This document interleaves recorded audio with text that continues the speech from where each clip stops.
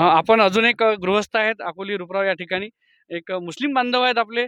कोणत्याही प्रकारचं या ठिकाणी राजकारण न करता या लोकांची एकच मागणी आहे की आमच्या ह्या गावातील जमीनचा उपयोग आमच्याच गावाकरता झालेला पाहिजे. आपण बघूयात. आपका नाम? शेख मुश्ताक शेख मुंशी. आप क्या क्या बोलना चाहते हैं?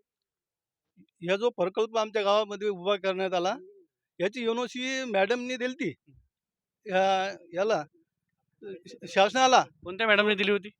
निघाडे माताई मॅडमनी हे सरपंच. सरपंच ताईने एनओसी दिलती. नाही प्रकल्पाला दिलती, हे सौर ऊर्जा प्रकल्पाला दिलती. याच्यासाठी मग हे अकोली ग्रुपवरून दिली की नाही दिली याच्यात बेलखेडचं नाव समाविष्ट होईल आहे. याच्यामध्ये बेलखेडचं नाव समाविष्ट होईल आहे.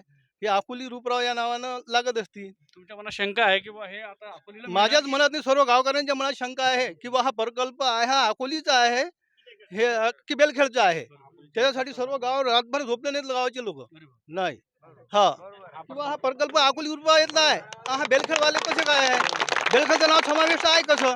हे भारत सरकार माननीय आमदार भासागळे साहेबांनी हे उद्घाटन यांचं केलं तर याच्यावर हे बेलखेड असं नाव आहे. मौजे बेलखेड, मौजे अकोली ग्रुपराव असं नाव लागत असतं. हे तर मॅडमच्या घरी सर्व गावकरी लोक गेले की बा हे तुम्ही दिला ठराव हा कसा दिला. तर मॅडमनी हे सर्व उठून उभे केलं निकाळीताईंनी.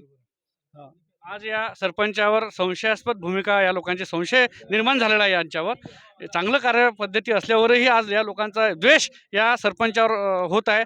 विकास महर्षी म्हणून संबोधणारे, स्वतःला संबोधणारे प्रकाश भारसागळे यांना 10 वर्ष आमदारकी भोगूनही आज रोजी चुपचाप एक कोणाला न सांगता, यांना न कळवता चुपचाप इथे येऊन उद्घाटन करावं लागते. ही एक दुर्दैवाची बाब आहे. धन्यवाद.